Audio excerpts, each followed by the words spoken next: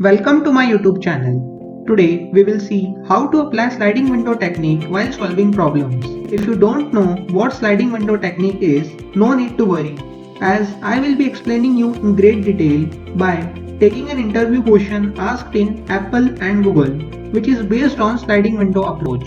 I will take you from scratch, that is name approach to solve the problem, and then we will finally move to sliding window technique. These are some tips for you to identify that whether a problem can be solved by using sliding window technique or not. These 4 points satisfy in almost all the questions of sliding window, but as we know, exceptions are always there. Now let's read what the problem description says. Given an array nums, there is a sliding window of size k which is moving from the very left of the array to the very right. You can only see the key numbers in the window. Each time the sliding window moves right by the one position. Return the maximum sliding window. So now let's try to understand the question from the example given. We have given an array and the size of the window. There is a sliding window of size k which starts from index 0. So what we have to do, we have to calculate the maximum element in that particular window, and as the window size increases by 1, we have to calculate the new maximum in that new window. Here you can see that this is the window of size 3. The maximum element in this window is 3. So as the window move forward by one position by keeping the size of the window same, currently we are in this window and the maximum element in this window is 3. And as the window moves forward by one position, we are in this window and the maximum element in this window is 5. And as we go on, we will explore the new windows, and what we have to do is we have to calculate the new maximum in that new window. So what we have to do finally is that we have to calculate the maximum element in that particular windows, and we have to store that maximum elements in an array, and we have to return back that array. So now let's move to the code part. So for the brute force approach or the naive approach, what we will do is we will iterate over each window of size k, and then we will find the maximum element in that window. Since we have to store the maximum element in an array, so now let's make an array. Since here we have 8 element and k equals to 3 and we have 6 windows, first of all let's store the length of the given array. Now, so the size of this array would be length of original array minus k plus 1. Since here we have 8 element and k equals to 3 and we have 6 windows, so here if we put 8 minus 3 plus 1, it would become 6. So we are going in the right direction. Now let's iterate over the for loop. So the range of I would be from 0 to len minus k plus 1 minus 1, as we have len minus k plus 1 windows. Since we have to find the maximum element in a window of size k, so let's initialize the max variable with a minimum value, and the value of j would be from I plus k j plus plus.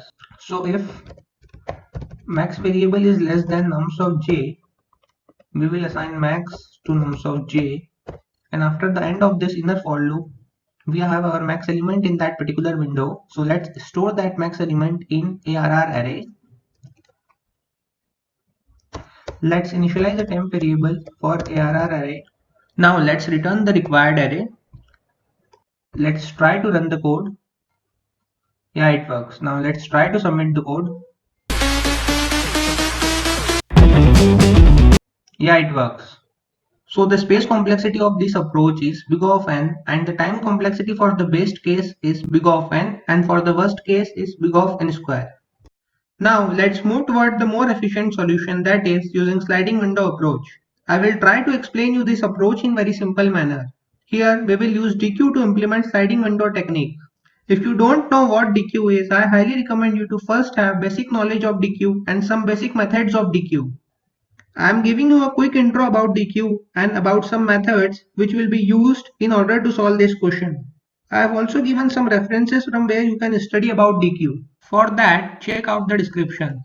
So now let's see what DQ is. DQ is related to double-ended queue that support addition and removal of element from either end of data structure. DQ can be used as a stack, that is last in first out, or queue, that is first in first out. DQ has methods of queue along with some additional method which I have listed down. Methods are add first, add last, remove first, peak last. If you want in-depth knowledge of these methods, you can check on the internet. So these are some points which we have to remember while solving the question using sliding window. First of all, we will create a DQ of capacity K. It stores only the useful elements of the current window, that is of size K. An element is useful only if it is in the current window and it is greater than all the other elements on the left of the current window.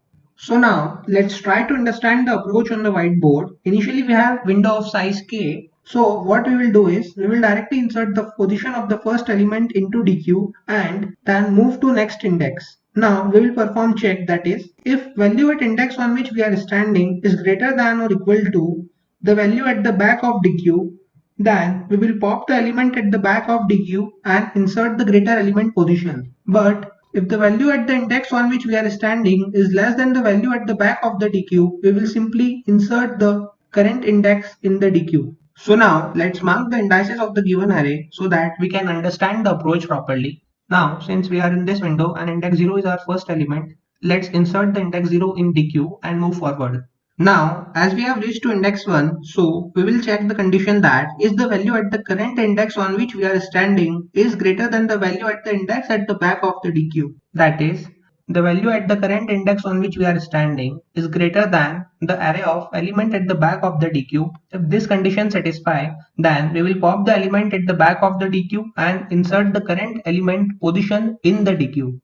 And if this condition not satisfied, then we will directly insert the current element position in the DQ and move forward. Now, since we have reached to index 2, so again we will check the condition that is array of I is greater than array of element at the back of the DQ. Since 3 is greater than 2, so we will again remove the element from the end of the DQ and insert 2 into the DQ and move forward.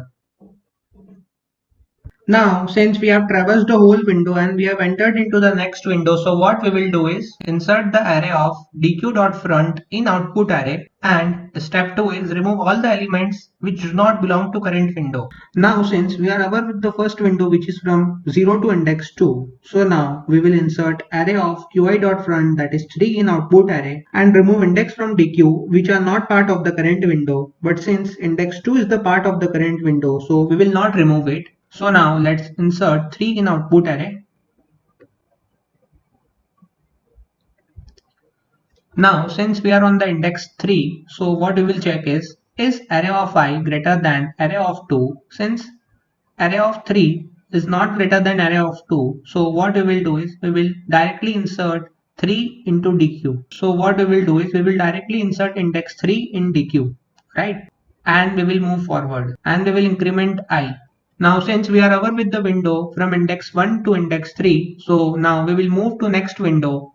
So this is our new window. So as we have discussed earlier, since we are over with the previous windows, what we have to do now, we have to insert array of 2 into our output array, and we have to remove all the elements from the DQ which are not part of the current window, right? So now we will insert array of 2 into output array, and then we will remove all the elements from the DQ which are not part of the current window. Now we will compare that is array of I, that is array of 4 greater than array of 3. So array of 4 is 4 and array of 3 is 1. So 4 is greater than 1. So we will remove index 3 from the DQ and we will insert index 4 into DQ and increment I. Since we are over with the window from index 2 to index 4, so our new window would be, since as we have discussed earlier, when we are moving to the new window, what we have to do? We have to insert array of qi.front into output array and remove all the elements which are not part of the current window. But since index 4 is the part of the current window in which we are in, so we will not remove index 4. So let's insert array of 4 into output array.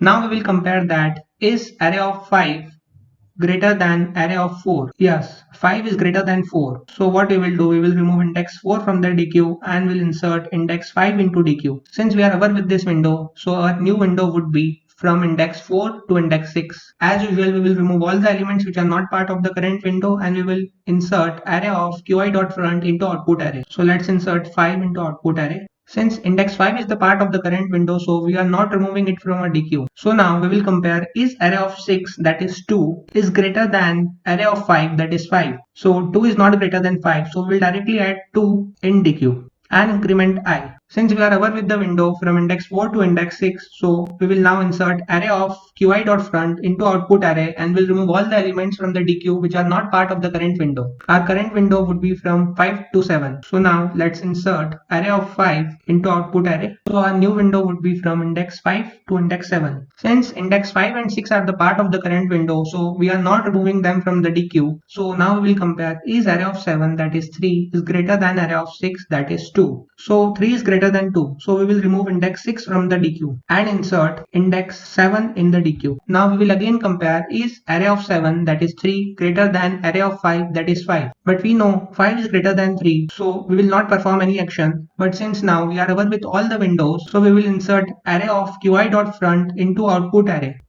Now let's move to the code part. I have commented whole code in very simple manner so that you can understand very easily what the whole code is doing. Initially we check the base condition. If any of them occur, we directly return back. We make an output array of size n minus k plus 1 and a DQ which stores integer element. Now we iterate over the for loop from I equals to 0 to I equals to n minus 1. In the first while loop, we check the condition that element in the DQ must be of the current window. If it does not belong to the current window, we remove that element.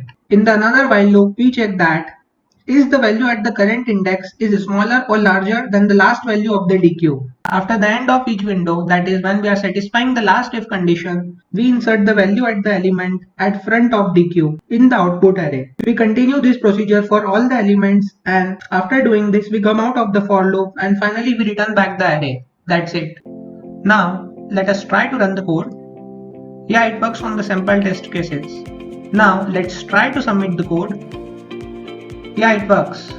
So, what is the space complexity of this algorithm? It is big O of n. What is the time complexity of this algorithm? It is big O of n, as each element is put and removed once. So, if you like the video, please press the like button and please support me by subscribing to my channel. And please share the video with your friends.